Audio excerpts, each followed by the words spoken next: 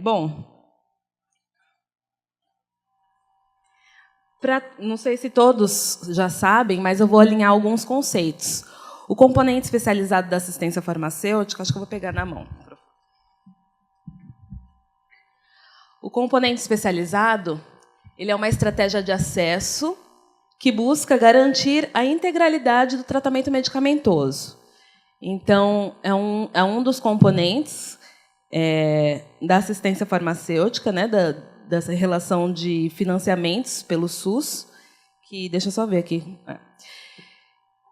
que busca garantir a integralidade do tratamento medicamentoso, ou seja, desde o nível mais básico, tanto é que o grupo 3 do componente especializado ele é do componente básico, então, desde as doenças, da parte menos complexa, daquela de atenção básica, até os tratamentos mais complexos, o componente especializado ele busca abranger. Em nível ambulatorial, ou seja, não pode ser o paciente internado, ele tem que estar em nível ambulatorial, cujas linhas de cuidado são definidas pelos protocolos clínicos e diretrizes terapêuticas do Ministério da Saúde, publicados pelo Ministério da Saúde, que é o caso da hepatite C, que nós temos um protocolo publicado e os medicamentos do Ministério da Saúde. As portas de acesso hoje, tanto para os medicamentos da hepatite C, hepatite B, C, no estado de São Paulo, eles podem ser de origem tanto do SUS quanto de saúde suplementar. Todos esses pacientes eles podem vir nas farmácias, 37 farmácias de medicamentos especializados. Eles também podem entrar por serviços credenciados de hepatites virais ou em farmácias municipais. Hoje nós temos 591 farmácias municipais que recebem esse paciente, atendem esse paciente com a dispensação e recebendo documentos, que é o que a Portaria 1554 permite que o município faça. Todo o restante do fluxo do componente especializado é feito pela farmácia e eu vou mostrar para vocês. A entrega em casa, nós temos algumas farmácias que fazem, especificamente Maria Zélia, Várzea do Carmo e o HC de São Paulo, eles também possuem um programa de entrega em casa. Hoje, no estado de São Paulo, então, está distribuídas 37 farmácias, com maior concentração aqui na Grande São Paulo, e o restante no interior de São Paulo, ao total 37. Nós temos aí farmácias de gestão direta, autarquia, gestão indireta, então, por isso que, às vezes, vocês encontram algumas diferenças de fluxo, de procedimento, de RH, exatamente por conta de ser por diferentes gestões. Bom, o acesso ao tratamento, tanto da hepatite, no caso aqui da hepatite C, eu estou mostrando os protocolos, né? Em 2015 era este protocolo. Atualmente, o documento norteador é o novo PCDT, publicado agora em 2017, e nós já publicamos no site uma nota técnica, publicamos ontem, dia 9, de como vai se organizar esse fluxo da hepatite C no estado de São Paulo. Para ter acesso a essa nota técnica, então, no site www.saude.sp.gov.br, no ícone Medicamentos, aí vai ter um subitem chamado Notas Técnicas da Assistência Farmacêutica, e aí vai estar a nota técnica publicada ontem, que vai estar com 3 anexos, que eu vou explicar aí no decorrer da minha fala. Tá? E aqui são recomendações referentes ao tratamento da hepatite C e fluxo de procedimentos na farmácia do componente especializado. Esse é o teor da nota técnica. Bom, para quem não sabe, os farmacêuticos já sabem, mas eu vou só relatar para aqueles que não vivenciam o componente especializado de perto. Aqui, o componente especializado, existem etapas de execução. E isso é tudo definido por portaria. É a portaria 1554. Então, às vezes se pensa, não, mas é muita burocracia, é muita norma, esse farmacêutico chato. Não necessariamente é bem assim, porque nós temos normas também que seguimos. Então, na portaria 1554, diz que a primeira etapa é a solicitação do paciente, e isso é feito tanto no nível estadual, que são as 37 farmácias, quanto no nível municipal, os municípios que nos ajudam a receber esses documentos. A solicitação é feita pelo paciente e ele tem que trazer documentos específicos para ser atendido. Então, a LME, a receita médica, que é o laudo, né, de medicamentos excepcionais, a receita médica, o CNS, o RG, CPF, comprovante de residência e alguns documentos exigidos no Guia de Orientação de Medicamentos, que eu também já vou mostrar para vocês. A avaliação é feita pelo médico avaliador e auditor e autorizador. Nós temos aqui representando alguns médicos, então esses médicos fazem essa avaliação e é só do Estado de São Paulo, então o município não tem essa etapa de execução. Existe uma autorização, que é a emissão de APAC, que é a autorização de procedimentos de alta complexidade, e essa autorização, então, gera uma dispensação, que é um recibo de medicamentos especializados que tanto a SES quanto o município ele tem condições, então, de dispensar para esse paciente e recolher a assinatura do paciente. Para ter acesso ao guia de medicamentos, ao guia de orientação, também é no mesmo ícone medicamentos, e aí você vai em componente especializado, e em componente especializado você vai em relação estadual de medicamentos do componente especializado. Nessa relação, você vai poder consultar tanto por medicamento quanto por protocolo. Em medicamento, vai ter uma lista de A a Z, todos os itens do componente especializado. E aí, no caso da hepatite, eu peguei um exemplo, o novo medicamento, né, que acabou de ser que foi incorporado, mas que a gente ainda nem começou a distribuir, Onbistavir, Veruprevir, Ritonavir e Dazabuvir. Eu vou começar a falar 3D, tá bom? Para encurtar isso. Então, o 3D, essa é a cartilha de orientação. E aí, na cartilha de orientação, tem a dosagem, os CIDs contemplados, a quantidade que pode dispensar por mês, qual é o grupo de financiamento, algumas observações. E aí, o que precisa trazer na primeira solicitação e nas renovações. Então, já está tudo definido no guia, os documentos que precisa levar.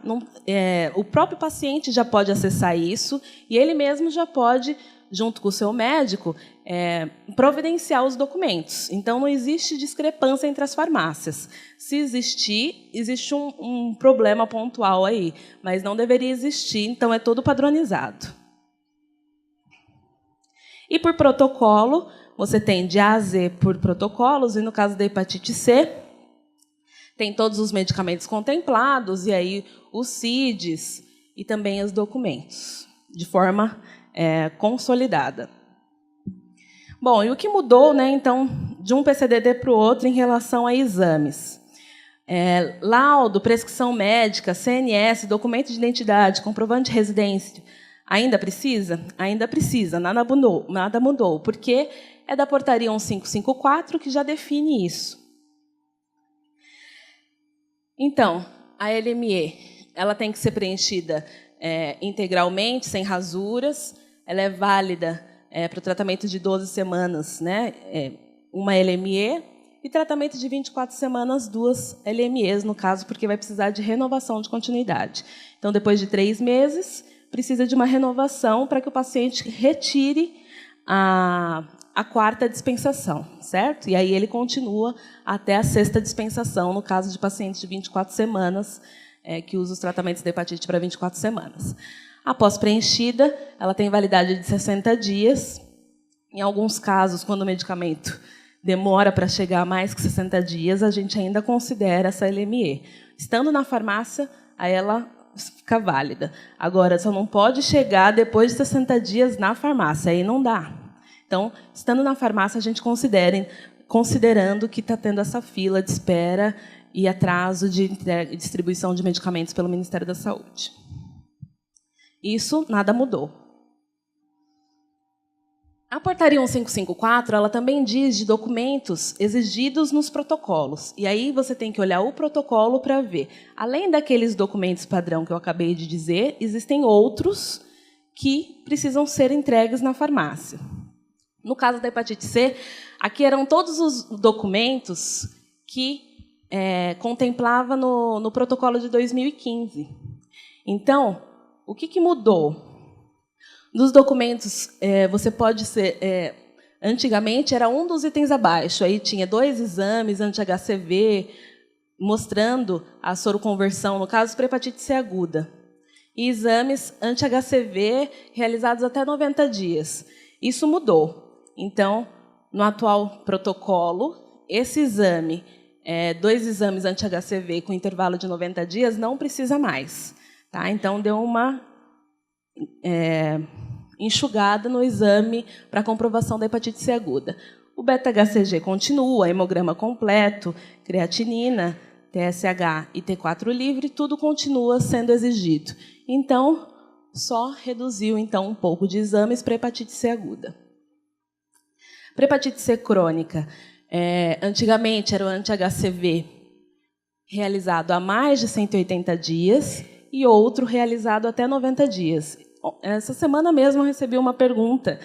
O guia está errado, faltou de 180 dias. Mas não está errado, é porque foi excluído mesmo deste protocolo, então é necessário agora apenas o HCV-RNA quantitativo nos últimos 12 meses.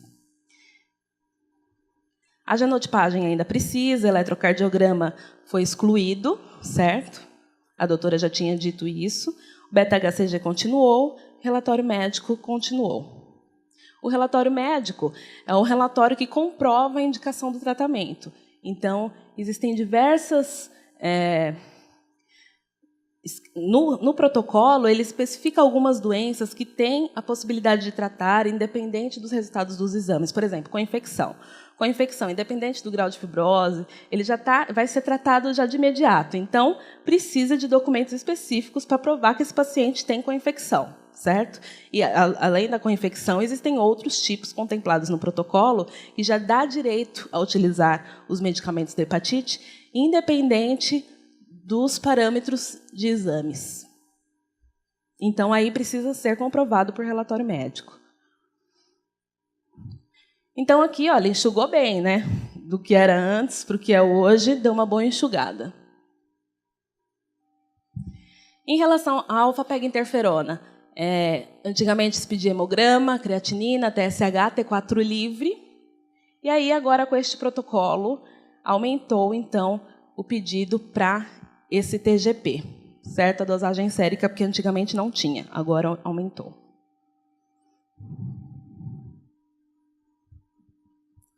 Bom, aí outros exames que comprovem a indicação do tratamento, como eu disse para vocês. Na fibrose hepática, antigamente era pedido todos esses... Era possível um dos itens abaixo, né? Agora continua igual, você pode fazer cálculo de APRE e FIB4. Elastografia, o que mudou também aqui é a elastografia ou biópsia hepática, com resultado Metavir F2, né? Maior ou igual a F2. Então, eles só fizeram uma frase única, e aí só tem essas possibilidades de elastografia, biópsia ou o cálculo dos scores. Como a doutora falou, a gente tem uma pegadinha aí no protocolo quando fala de F2. O F2, no protocolo, ele está permitindo fazer o cálculo, mas, na verdade, é só elastografia e biópsia. Isso a gente arrumou no guia ontem, então já está ajustado. A partir de ontem, para F2 só pode elastografia ou biópsia. Para o F3 e F4, aí sim a gente considera os cálculos de score.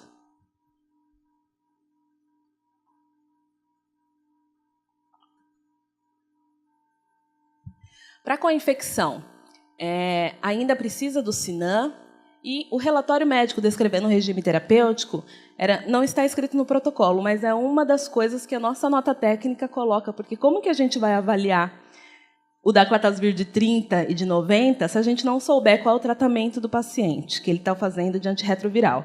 Então, o Estado de São Paulo colocou em nota técnica que é importante que o relatório médico descrevendo o regime terapêutico antirretroviral venha junto com a solicitação para um paciente co-infectado.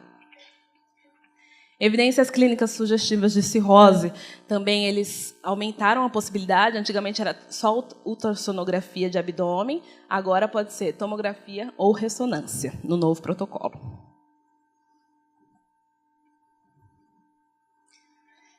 E outras situações, relatório médico, isso continua, e aí qualquer outra situação que não descrita aqui, precisa ver com relatório médico. E aí a gente pergunta, né? E aí, morremos de tanta burocracia, tanto papel.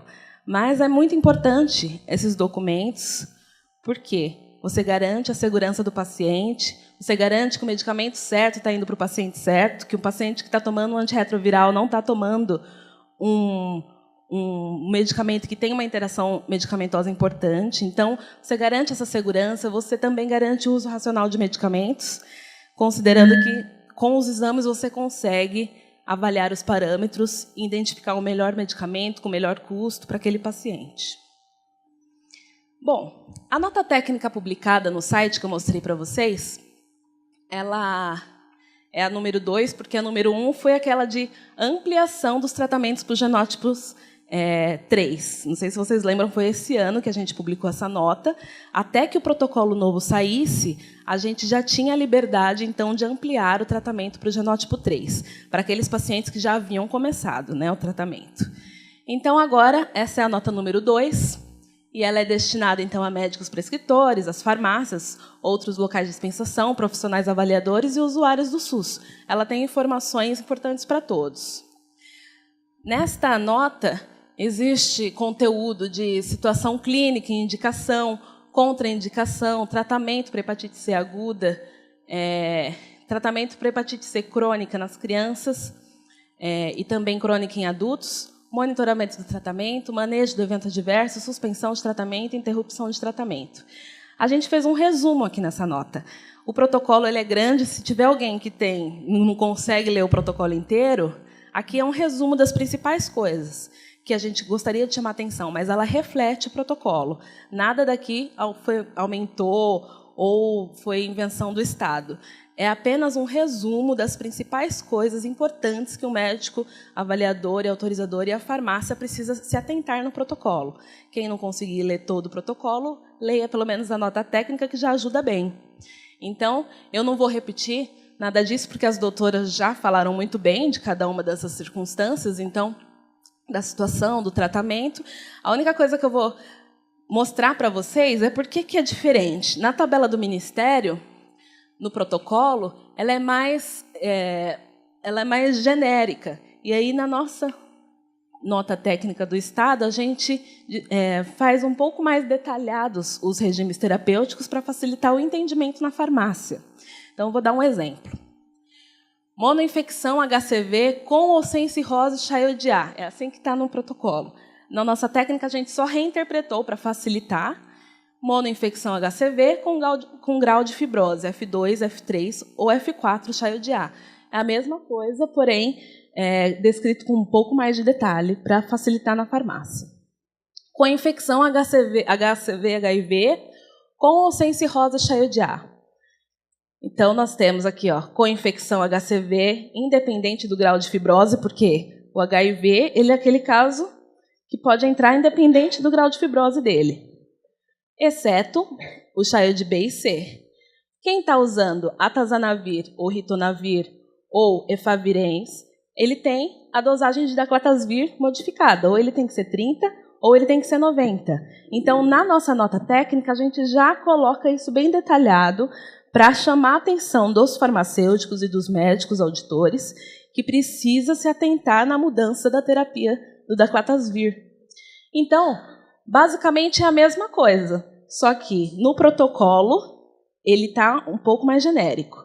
E na nota técnica ele está bem detalhado, por isso que os quadros da nota técnica são muito maiores do que aqueles do protocolo.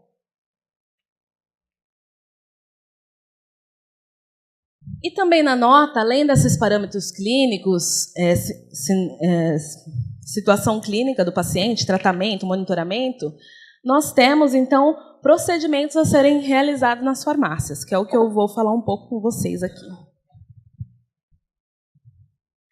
Esses procedimentos, eles permeiam, então, todo o ciclo da assistência farmacêutica e eu vou passando um por um cada um dos itens, né? Então, em relação à seleção de medicamentos, nós temos a Conitec, que ela tem atribuição, né? A Comissão Nacional de Incorporação de Tecnologias no SUS, ela tem a atribuição, então, de incorporar, excluir e alterar as tecnologias em saúde no SUS, pelo SUS. a constituição ou alteração de protocolos clínicos e diretrizes terapêuticas. Então, todas essas mudanças no protocolo, quem faz é a Conitec. Ela que decide, então, o que incorporar e o que desincorporar. Ela tem aí, no prazo de 180 dias para efetivar a oferta no SUS, a partir do momento que ela decide pela incorporação. Então, isso é uma coisa que está bem andada, o protocolo, a Conitec, que elabora com seus assessores. Então, esta parte de seleção em relação aos medicamentos para hepatite C também foram feitos todos pela Conitec. E qualquer sugestão de melhoria do protocolo ou reivindicação, por que eu não posso tratar aquele paciente com aquele tratamento, tudo isso, então, deve ser direcionado à Conitec, porque a Conitec ela tem esse perfil de avaliar as demandas e verificar a necessidade de revisão do protocolo. Como a doutora Maria Cássia disse hoje de manhã, existem diversas outras questões que precisam atualizar no protocolo e eles vão ter que republicar. Então, republicando, a gente republica a nossa nota também. E aí, isso quem faz é a equipe no Ministério da Saúde, a Conitec e os seus assessores. A aquisição de medicamentos. Os medicamentos para hepatite são todos de responsabilidade do Ministério da Saúde.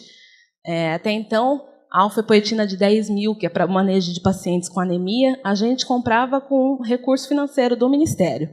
Mas, a partir de agora, eles também centralizaram isso, e a partir dessa programação do 4º trimestre, já vai vir também no Ministério. Então, todos os medicamentos para hepatite C vêm do Ministério da Saúde, nenhum Estado compra. Esses medicamentos do Ministério da Saúde, como que é realizado, então? O Ministério da Saúde faz a aquisição, é o Ministério da Saúde que faz esses contratos com os fornecedores.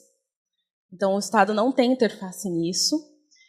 Eles armazenam no almoxarifado do Ministério da Saúde, faz avaliação e aprovação da programação dos estados. Então, os estados têm que mandar a programação para eles. E distribuição para os estados. Depois que eles avaliam e aprovam, ele distribui para os estados. E aí, no estado de São Paulo, o recebimento é no almoxarifado SES-FURP. Então, é na FURP, a Fundação para o Remédio Popular, que recebe os nossos medicamentos hoje.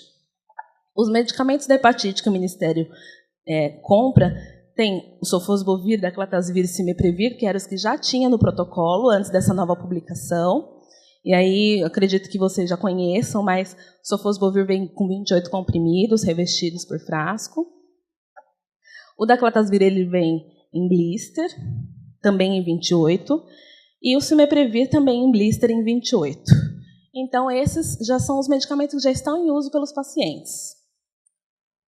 Os antivirais já são direta, né? Porque também tem a alfa-peginterferona e a ribavirina que contribuem para o tratamento do paciente. E agora, esse novo medicamento adquirido pelo Ministério, que é o 3D, como eu já disse para vocês, que eu vou colocar o nickname nele, ele vem em 28 cartelas, e aí a gente vai dispensar, inclusive, no sistema como cartela, e não vai ser por comprimido. Nossas programações, se o Ministério exigir em comprimidos, a gente mesmo vai converter em comprimidos aqui no Estado. Com a farmácia, a gente sempre vai falar em cartelas, tá bom? E aí as farmácias vão dispensar a cartela para o paciente, que vai ter que tomar aí 3 comprimidos, mais a ribavirina no período da manhã, e um comprimido no período da noite, para fazer esse tratamento. Tá bom? Então, são mais comprimidos do que 28, né? São muito mais, vezes 4 aí, e a gente vai dispensar por cartela. Inclusive, o faturamento deste medicamento ele também vai ser por cartela, tá bom? Então, a Sigtap, ela fatura também por cartela. Ela passa, né, o número do procedimento por cartela. O armazenamento desses medicamentos, por enquanto, né, a gente ainda tem a alfaepoetina de 10 mil, ainda está sendo comprada com recurso do Fundes, que é o recurso que o Ministério da Saúde passa para a Secretaria da Saúde comprar. Porém, até o ano que vem, isso já vai estar mudado. Então, vai ser 100% centralizado. E aí, os medicamentos centralizados, eles são armazenados no almoxarifado SES-FURP, como eu já disse, mas ele também é armazenado na farmácia. E aí, cada um deles segue, aí tem a sua temperatura de conservação, seu modo correto de armazenar. Tá? Então, todos eles, eu vou citar o 3D porque ele é novo, né? Então, para vocês, é novo esse medicamento. Ele também é de armazenamento de 15 a 30 graus Celsius. Então, não precisa de refrigerador para este novo item. A grande maioria é de 15 a 30. Só temos as alfa-peginterferonas e a alfa-poetina, que é refrigerado. E esses... A alfa-peginterferona, eu acho que vale a pena eu falar para vocês. Hoje nós temos disponível na rede apenas o de 180. O Ministério está mandando o de 180 e mandou uma nota informativa dizendo que é para a gente priorizar a prescrição e dispensação em 180 microgramas, considerando que está com dificuldade de encontrar no mercado a aquisição dessas outras dosagens. Então, a gente, atualmente, na farmácia, só tem a de 180 microgramas, e aí a gente está fazendo aí um remanejamento, ou então pedindo ao médico que ele reavalie o paciente e faça uma nova prescrição contemplando alfa-peginterferona de 180. Mas isso já está acontecendo bem há uns 6 meses, então os médicos já estão, acredito que, prescrevendo com essa nova dosagem, não é nada novo. A distribuição de medicamentos. Então, ela é feita como? O médico prescritor ele elabora o documento seguindo o guia de orientação do Estado ou o protocolo fielmente, porque as duas coisas são iguais. A farmácia ela tria e avalia os documentos. Se o processo for deferido, a farmácia cadastra o paciente no sistema MEDEX. O sistema MEDEX a gente vai falar um pouco dele depois do almoço. A CAF, a Coordenadoria de Assistência Farmacêutica, emite relatórios semanais, né, em relação ao sistema MEDEX, e aí verifica aqueles pacientes que estão em fila de espera no sistema, a gente elabora a grade de distribuição e emite as faturas. Então, quando o paciente da hepatite C chega na farmácia, ele não tem o medicamento de pronto na farmácia. O farmacêutico vai caminhar com este processo dentro da farmácia, pedir autorização do médico, o médico autorizando, cadastra no sistema, e aí no sistema, aqui em nível central, na Secretaria da Saúde, a gente retira o relatório para enviar o medicamento. Então, a gente envia nominalmente para o paciente. Não existe medicamento sobrando na farmácia para atendimento imediato do paciente. Tem que aguardar esse trâmite. E aí a FURP distribui o medicamento e a farmácia recebe o medicamento.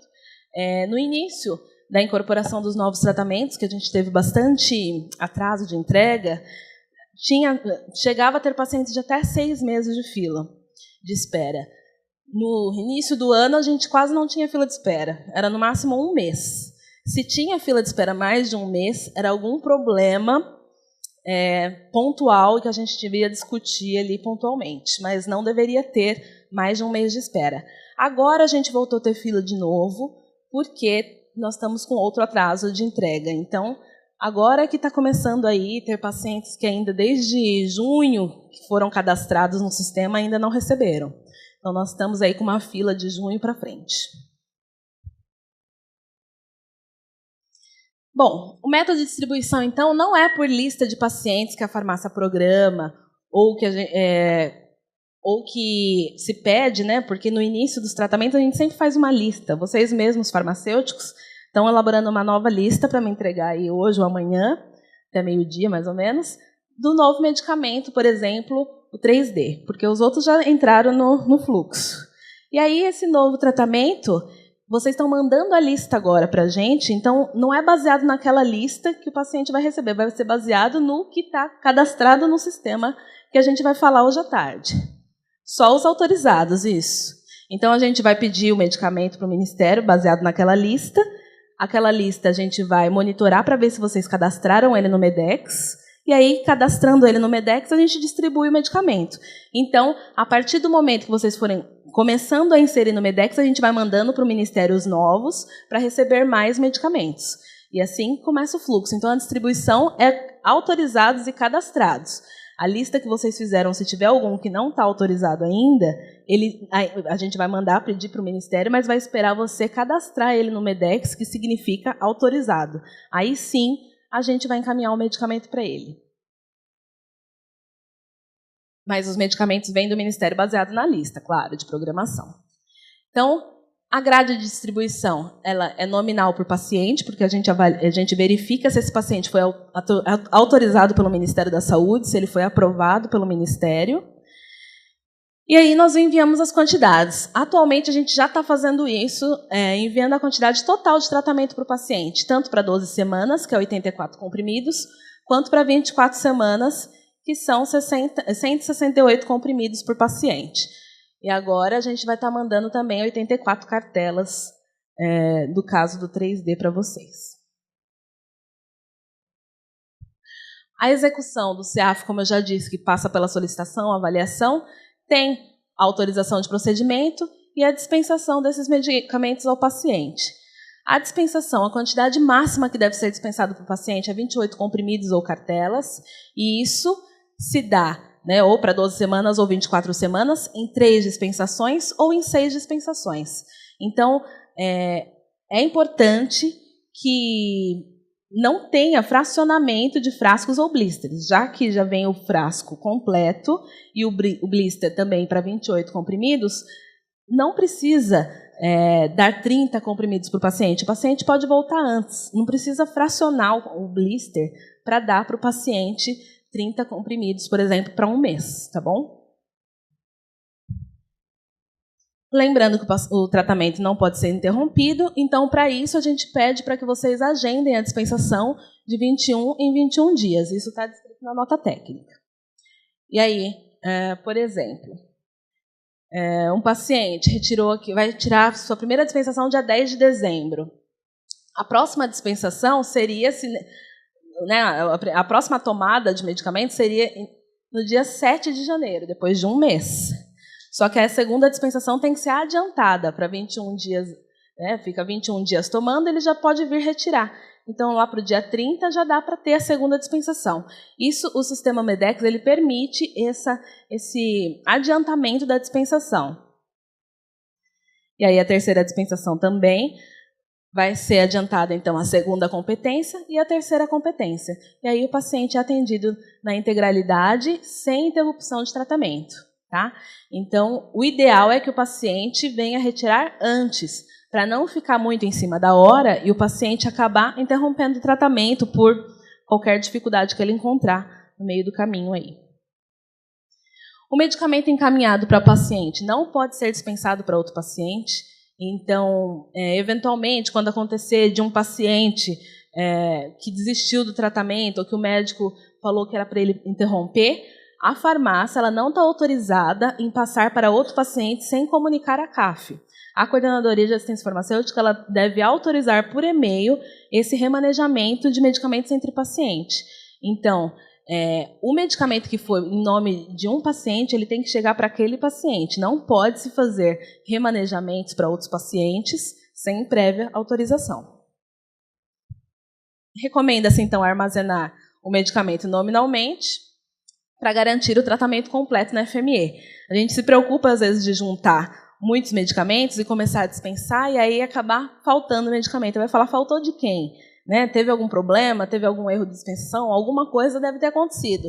Então, por isso que a gente recomenda guardar nominalmente na farmácia, para que a gente consiga ter mais organização em relação ao tratamento completo desse paciente, não ter nenhum problema de interrupção.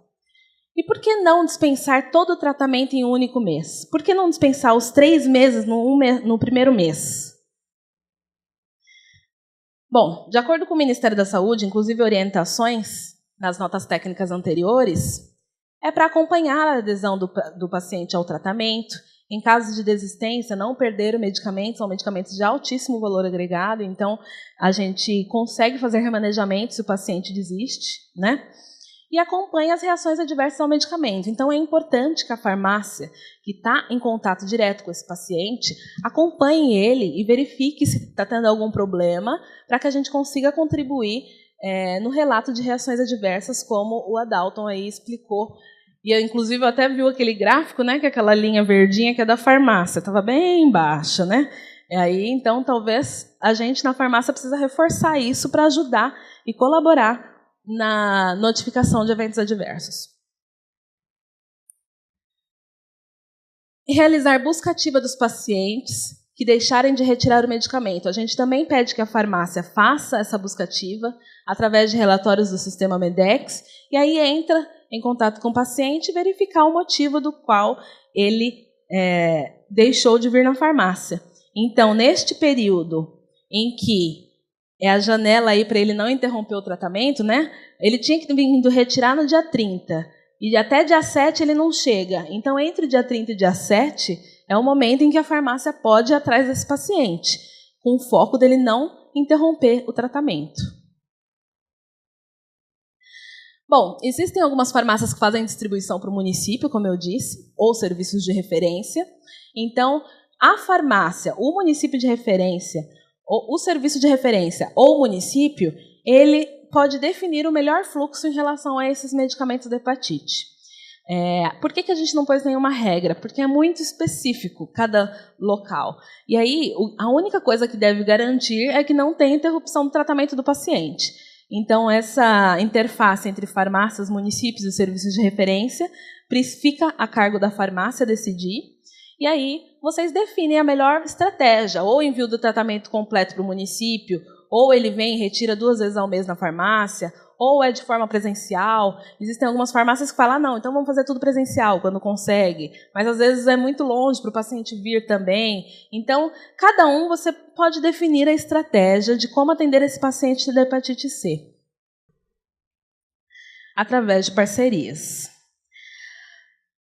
Bom, a devolução de medicamentos, quando existe desistência ou descontinuidade de tratamento, as farmácias elas devem receber esse medicamento de volta, segregar e providenciar o descarte adequado.